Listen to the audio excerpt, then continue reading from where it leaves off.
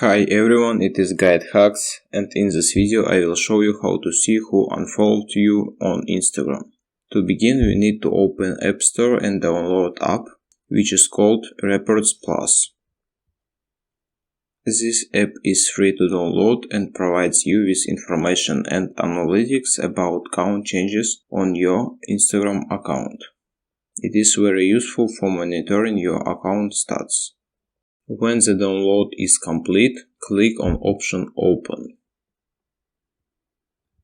Tap Allow.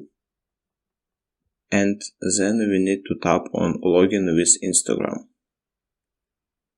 Tap Allow Essential and Optional Cookies. Here we need to log in into our Instagram account. Here we need to tap on Continue. Now you will see the main Reports Plus dashboard. This will give you an overview of your Instagram account. If you want to see who unfollowed you, you need to tap on Followers Lost. And here you will see these people who unfollowed you. That's all. It was how to see who unfollowed you on Instagram.